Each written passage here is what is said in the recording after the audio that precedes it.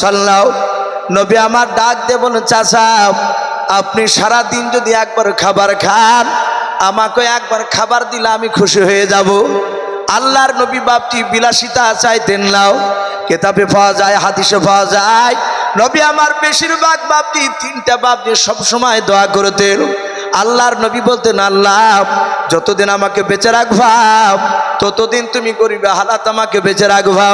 আল্লাহর নবী 2 নাম্বার বলতেন, ওগো মাওলা যেই দিন তুমি আমাকে ইন্তেকাল করবা, আমার মৃত্যু দেবার মাওলা, সেই দিন তুমি আমাকে গরিবে হালাতে মৃত্যু দিও।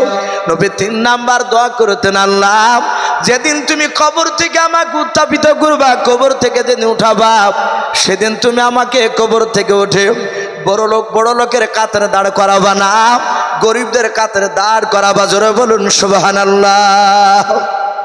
এই দোয়া করতে নবী বললেন, ওগো চাচা আমি আপনার কাছেই থাকবো। রসুলের সব চাচারা বলল, যখন আবু তালিবকে বেছে নিয়েছে কিছু বললেন না, থাক ওর কাছে। বাপজি আমার সোনা লালেরা, আল্লাহ রসুল তার দাদা বাপজি 8 বছর যখন নবীর বয়স, নবীর দাদা আব্দুল মুতালিব ইন্তেকাল করলে আবু তালিবের কাছে রসুলুল্লাহ থাকতে লাগলে। আবু তালিব নবীকে খুবই ভালোবাসতে। আমার বিশ্ব নবী বাপজি 8 বছর, 9, 10, এইভাবে 12, 13, এইভাবে হতে হতে কেতাবে লিখেছে বাপজি বিশ্ব নবীর 25 বছর হতে চলল। 25 বছর বয়সে দরদি নবী আমার খাদিজাতুল কুবরা রাদিয়াল্লাহু তাআলা আনহার বাড়িতে বাপজি ব্যবসা করতে গিয়েছিলেন। বলুন আলহামদুলিল্লাহ। এই ব্যবসার অনেক ঘটনা আছে, আমি ওদিকে বিস্তারিত বলবো না। আল্লাহ রসুলের বাপজি 25 বছর বয়সে খাদিজার বাড়িতে বাপজি ব্যবসা করতে গিয়ে আমার দরদি নবী মুহাম্মদ সাল্লাল্লাহু আলাইহি ওয়াসাল্লামকে বাপজি খাদিজা ব্যবসা করার জন্য বলেছিলেন, ওগো আব্দুল্লাহর ছেলে মোহাম্মদ, বলুন সাল্লাল্লাহু তাআলা আলাইহি ওয়াসাল্লাম। খাদিজা তো তিনি জানেন না যিনি আখিরি জামানার রসুল।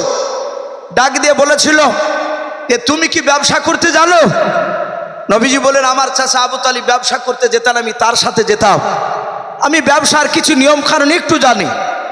খাদিজা নবীকে ব্যবসায় পরীক্ষা করার জন্য আল্লাহর রসুলকে বাপজি 14 দিন ব্যবসা করতে পাঠিয়েছিলেন। নবীকে বললেন, হে মোহাম্মদ সাল্লাল্লাহু আলাইহি ওয়াসাল্লাম, তুমি আমার এই মাল নিয়ে 14 দিন ব্যবসা করতে যাও, আমি দেখব তুমি ব্যবসায় কেমন লাভ নিয়ে আসতে পারো। আল্লাহ রসুলের সাথে বাপজি ব্যবসায় পরীক্ষা করার জন্য খাদিজা পাঠাচ্ছে। কেতাবে লিখেছে খাদিজার 2টো বাপজি কাছের লোক, তার বংশের লোক, তার কেউ কেউ বলেছেন তার চাচাই তো ভাই হয়। একজনের নাম ছিল বাপজি মাইসারা, দ্বিতীয়জনের নাম ছিল বাপজি আপনার মুমাইয়া যাও। তার খাদিজার 2টো চাচাতো ভাইকে ডেকে বলল, এই ভাইরা শুনে না, মুহাম্মদ সাল্লাল্লাহু আলাইহি ওয়াসাল্লামকে ব্যবসা করতে পাঠাচ্ছে নতুন, উনি বলেছেন ব্যবসার নিয়ম কারণ জানি, তোমরা দুজনায় মুহাম্মদ সাল্লাল্লাহু আলাইহি ওয়াসাল্লামের ব্যবসার লক্ষ্য রাখবা। শুনে নাও সে কত টাকায় মাল দিল, কত টাকা লাভ করলে, এই হিসাব করার জন্য তোমাদেরকে পাঠাচ্ছি না। তোমরা গোপনে সিআইডি স্বরূপ একটু লক্ষ্য রাখবা, তার চরিত্রের মধ্যে একটু লক্ষ্য রাখবা, তার চরিত্র কেমন আছে একটু দেখবা। তোমাদেরকে যে আমি গোপনে পাঠাচ্ছি এটা যেন মুহাম্মদ সাল্লাল্লাহু আলাইহি ওয়াসাল্লাম জানতে না পারে। আল্লাহ রসুলের সাথে বাপজি চলে গেল। আমার বিশ্ব নবী দরদি নবী মাইসার আর মুমাইয়াজা, তারা দুজনকে বাপজি নিয়ে সাথে করে চলে যাচ্ছে। মাইসারা মুমাইয়াজা বলে, দেখে নাও আল্লাহর নবী জনাবে মুহাম্মদ রাসূলুল্লাহ সাল্লাল্লাহু তাআলা আলাইহি ওয়াসাল্লাম খাদিজার এরিয়া বাপজি যখন পার হয়ে চলে গেলেন, ব্যবসায় বাপজি অনেক টাকা লাভ করলেন। হযরত মাইসারা মুমাইয়াজা বলে, আমরা যখন পাহাড়ি এলাকা দিয়ে আসছিলাম, আমরা দেখলাম 2 জনাই মুহাম্মদ সাল্লাল্লাহু আলাইহি ওয়াসাল্লাম পাথরের দিকে চেয়েছে, ঠোঁট লড়ে লড়ে মাথায় ইশারা করে কোনেও, আবার কোনো সময় গাছের ডাল দিকে লক্ষ্য করে মুহাম্মদ সাল্লাল্লাহু আলাইহি ওয়াসাল্লাম কি যেন ঠোঁট লড়ে লড়ে কথা বলতেন। বলুন সুবহানাল্লাহ। মাইসারা মুমাইয়াজা দৃশ্য দেখে অবাক। আমার বিশ্ব নবীকে বাপজি মানুষ চিনতে না পারলো, সারা পৃথিবীর মাখলুকাত তারা জানতো কিনা আখিরি জামানার রসুল। বলুন আলহামদুলিল্লাহ। সম্মানিত ভাইরা আমার, বাবা জীবনেরা, মাইসারা মুমাইয়াজাকে গোপনে জিজ্ঞাসা করলো, আল্লাহ রসুল 14 দিনে এত টাকা লাভ নিয়ে আসলেন, প্রচুর টাকা নিয়ে এসে বললেন এই টাকার হিসাব নিয়ে নেন ব্যবসা। হযরতে খাদিজা বলল হিসাব আজকে নেব না, আমি আগামী কাল নিব। মাইশারা মুমায়যাকে গোপনে ডেকে বলল মুহাম্মদ সাল্লাল্লাহু আলাইহি ওয়াসাল্লামের চরিত্রের মধ্যে কোনো ফল্ট পেয়েছো? মাইশারা মুমায়যা বলে খাদিজা আমরা কোনো ফল্ট পাই নাই, কিন্তু এই মুহাম্মদ সাল্লাল্লাহু আলাইহি ওয়াসাল্লামকে দেখেছি গাছের সাথে ইশারায় কি যেন ঠুট লুড়ে লুড়ে কথা বলতো। খাদিজা তিনি বুঝতে পারলে যে আমি যেটা ধারণা করতাম সেটা সত্য হতে পারে। হযরতে খাদিজা আমাদের মা বোনেদের মতো বাবজি অশিক্ষিতা নারী ছিলেন না, তিনি শিক্ষিতা নারী ছিলেন। তাওরাত জুবুরের বাবজি তিনি হাফিজা ছিলেন, বলুন আলহামদুলিল্লাহ।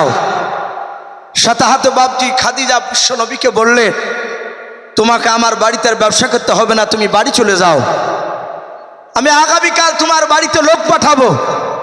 বাবজি অনেক লম্বা ঘটনা। আমার বিশ্ব নবীর কাছে খাদিজার বিয়ের পয়গাম পাঠালেন, বলুন আলহামদুলিল্লাহ। কেতাবে লিখেছে খাদিজা সেই জামানায় তিনি এত বড় ব্যবসার মালিক ছিলেন, খাদিজার ব্যবসাকে দেখাশোনা করার জন্য 1200 গোলাম কাজ করতো, বলুন আলহামদুলিল্লাহ। 1200 গোলাম ব্যবসাকে দেখাশোনা করা মানে বিরাট ব্যবসায়ী। খাদিজার আগে বাবজি দুটো লোকের সাথে বিয়ে হয়েছিল, শুধু বিয়েই নয় অন্য দুটো যে ছেলের সাথে বিয়ে হয়েছিল তাদের বিয়ে করার সাথে বলা হয়েছে তাদের সংসার করতে গিয়ে খাদিজার কয়েকটা বাচ্চা জন্ম দিয়েছিল, কিন্তু ওই তার দুটো স্বামী দুটোই মারা গিয়েছিল। কিন্তু খাদিজা সতী সাধ্যবতী রমণী ছিলেন, খাদিজার এত গুণ চারিদিকে ছড়ে গিয়েছিল। আমার বিশ্ব নবীর বাপজি এই গুণাবলী খাদিজা কয়েকটা দেখেছিলেন। উনি চিন্তা করলেন ইনি যদি সত্যিকার নবী হয়ে যায় আর একই দিয়ে আমার বাড়িতে কাজ করানো, এটা আমার বেয়াদবি হয়ে যাবে। তা আমি যদি একে স্বামী রূপে গ্রহণ করতে চাই, আর এত ভালো মানুষ, আমার মনে হয় ব্যবসার দায়িত্ব ইনি নিতে পারবে। একে আমি বিয়ে করলে আমাকে যদি স্ত্রী রূপে মেনে নেয় আমার জীবন ধন্য হয়ে যাবে। খাদিজাতুল কুবরা বাপজি বিয়ের পয়গাম পাঠিয়েছে। আল্লাহ রসুল বললে আমার চাচা আবু তালিব অভিভাবক গার্জেন রয়েছে, আমার চাচা যদি অনুমতি দেয় তবে বিয়ে করবো, না তো বিয়ে করবো না। আমার বিশ্বনবী ডাক দিয়ে বললে ওগো খাদিজার গোলামেরা, আমি খাদিজাকে বিয়ে করতে পারি, কিন্তু শুনে নাও আমি এক নয় দুই না 3টা শর্ত আছে, আমি তাকে 3টা কথা জিজ্ঞাসা করব। খাদিজাতুল কুবরার বাপজি এই শর্ত 3টা খাদিজাকে এসে বললো। খাদিজা বললো 3টা কেন 100টা শর্ত বললে মুহাম্মদ সাল্লাল্লাহু আলাইহি ওয়াসাল্লাম আমি তার কথাতে রাজি আছি, বলুন আলহামদুলিল্লাহ। আমার বিশ্বনবীজির আপন চাচা আবু তালিব উনি পাশে দাঁড়িয়ে বিশ্বনবীকে ডাক দিয়ে বলছে, আর আবু তালিব চিন্তা করছে খাদিজার সাথে যদি নবীর বিয়ে হয়ে যায় মুহাম্মদ সাল্লাল্লাহু আলাইহি ওয়াসাল্লামের, তাহলে খাদিজার সব ধন সম্পদের মালিক কে হবে? কথা বলে মুহাম্মদ সাল্লাল্লাহু আলাইহি ওয়াসাল্লাম। আর নবী যদি মালিক হয়ে যায় তাহলে নিশ্চয় আমাকে ব্যবসার ম্যানেজার বানাবে, আমার বাকি জীবনটার বাইরে কোথাও যাওয়া লাগবে না। আবু তালিব বিশ্বনবীকে ডাক দিয়ে বলছেন এই ভাতিজা, খাদিজার যা ধন সম্পদ আছে 3টা শর্তে নিতে পারবি না। আল্লাহর নবী এইভাবে তাকে বললেন চাচা আপনি লুক করেন, আমি 3টা শর্ত বলবো, আপনি এখানে কথা বলবেন না। বাপজি খাদিজা রসুলের 3টা শর্তে রাজি হয়ে আল্লাহর বিশ্বনবীকে বাপজি স্বামীর উপর গ্রহণ করেছিলেন। আমার বিশ্বনবী দরদি নবী জনাবে মোহাম্মদ রসুল্লাহ বলুন সাল্লাল্লাহু তাআলা আলাইহি ওয়াসাল্লাম খাদিজাকে বিয়ে করার পর 25 বছর নবীর বয়স। খাদিজার বয়স ছিল বাপজি সেই সময় 40। আচ্ছা কথা বলেন ওই সময় কি 5 ওয়াক্ত নামাজ ছিল? কথা বলে 5 ওয়াক্ত নামাজ ছিল না, কিন্তু নফল ইবাদত করতে গারে হীরা বলে একটা পাহাড়, ওই পাহাড়ে বিশ্বনবী গিয়ে বাপজি সেখানে ধ্যানে মগ্ন থাকতে। আমার বিশ্বনবী 2 দিন 3 দিন করে মাঝে মাঝে আসতেন না। আমার খাদিজাতুল কুবরা নবীকে এত ভালোবাসতে, খাদিজা সেই উঁচু পাহাড়ে গারে হীরায়, এখন তো হাজী সাহেবরা বাপজি যারা যাচ্ছেন তারা দেখেছে, এখন ওই পাহাড়ে উঠতে গেলে জায়গা জায়গা রাস্তা করে দেওয়া হয়েছে। সেই সময় রাস্তা ছিল না, প্রায় 3 ঘন্টা লাগতো উপরে উঠতে। আমার খাদিজাতুল কুবরা সেখানে কষ্ট করে নবীকে গিয়ে খাবার খাওয়াতে, এত ভালোবাসতেন বিশ্ব নবীকে। আমার নবীও ভালোবাসতে। মাঝে মাঝে কেতাবে লিখেছে খাদিজা পাহাড় থেকে বাপজি স্লিপ করে পড়ে যেতে, পাহাড়ের ছাঁচড়া লেগে বাপজি খাদিজার চামড়া ছিঁড়ে যেত। আমার বিশ্বনবী জনাবে মোহাম্মদ রসুল্লাহ সাল্লাল্লাহু তাআলা আলাইহি ওয়াসাল্লাম বাপজি দীর্ঘ 15 বছর ওই গারে হেরাতে বাপজি যাতায়াত করে আপনার ইবাদত করতেন, আল্লাহর বন্দেগী করতে। 40 বছর যখন নবীজির বয়স হলো, খাদিজা বাড়িতে আছে, সেদিন যাই নাই, হঠাৎ করে বাপজি একটা অপরিচিত মানুষ আল্লাহ রসুলের কাছে এসে বলছে, ইকরা বিসমি রাব্বিকাল্লাযী খলাক।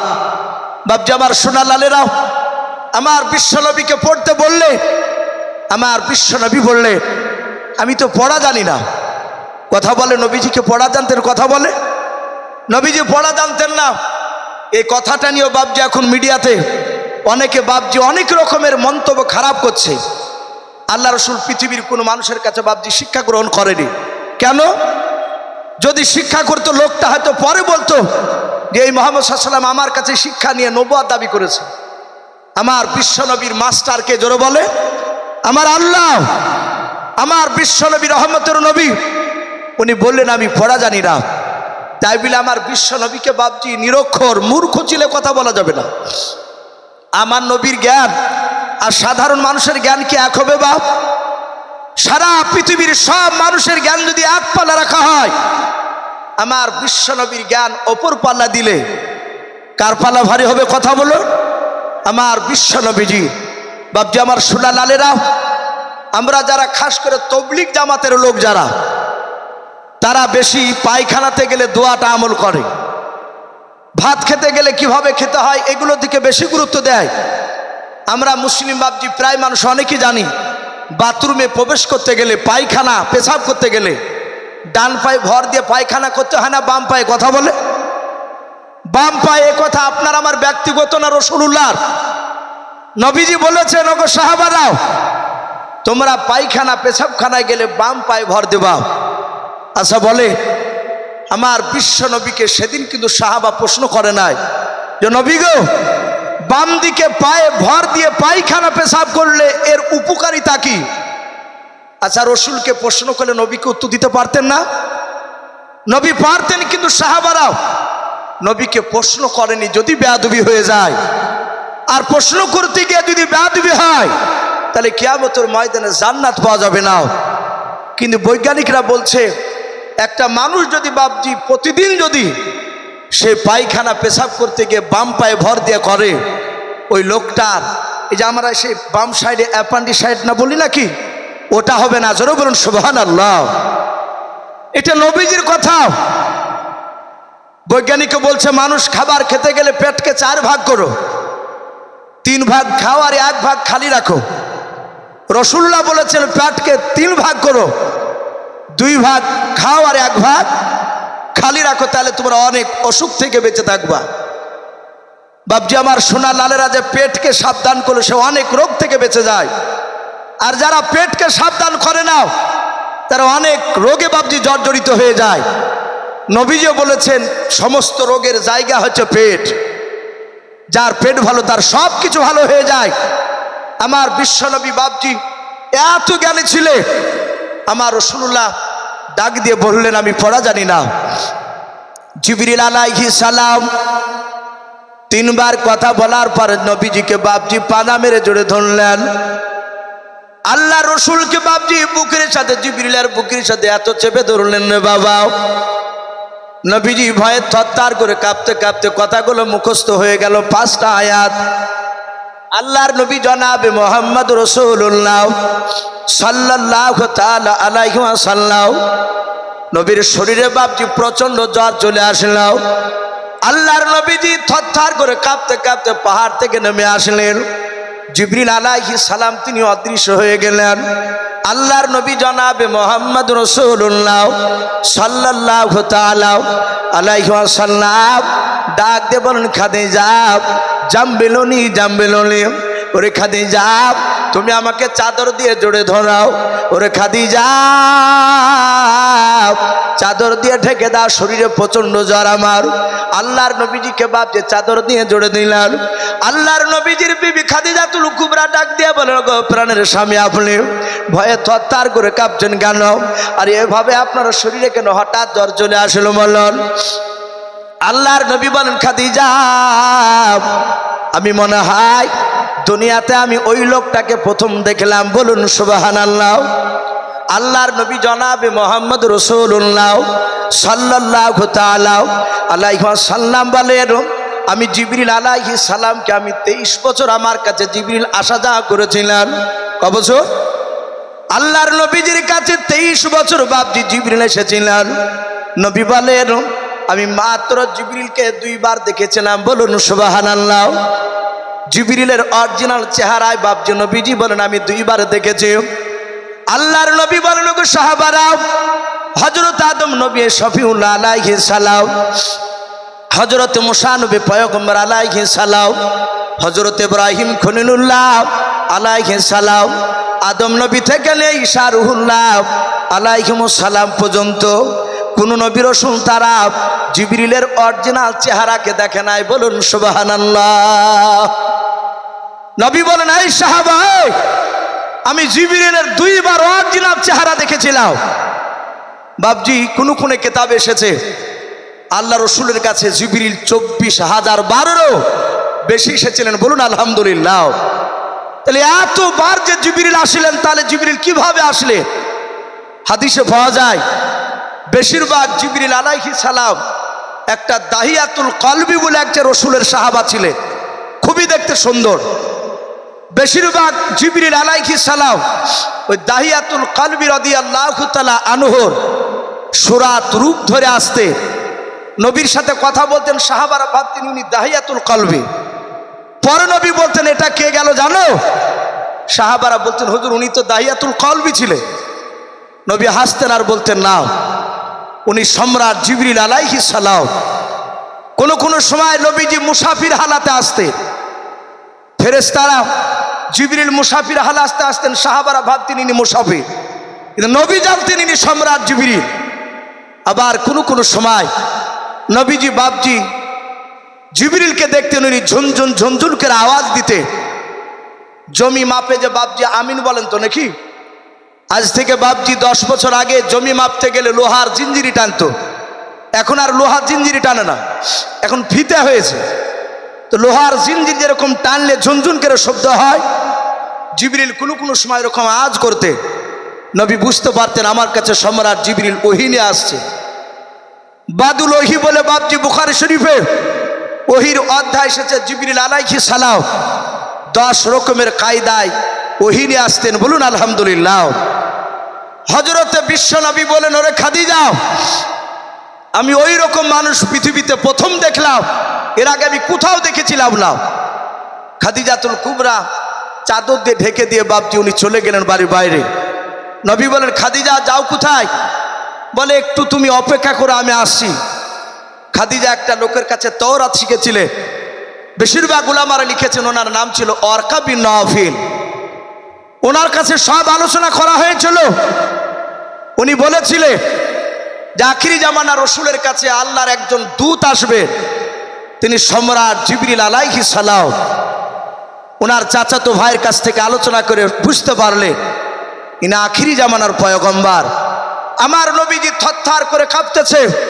খাদিজা আবার ছুটে আসলে রসুলকে পাঁজা মেরে ধরলে। আল্লাহর নবী বলেন, খাদিজা, এই কথাগুলো আমি শুনলাম, কোরআনের আয়াত নাজিল হয়েছে।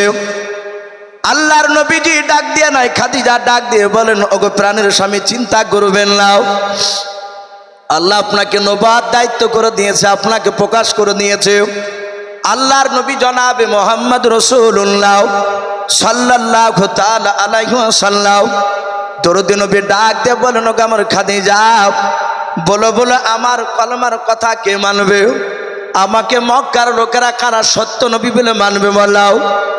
হযরতে খাদিজা সঙ্গে সঙ্গে বাপজি চাদরখানা বাপজি আপনার রসুলের কাছ থেকে টেনে নিয়ে আও।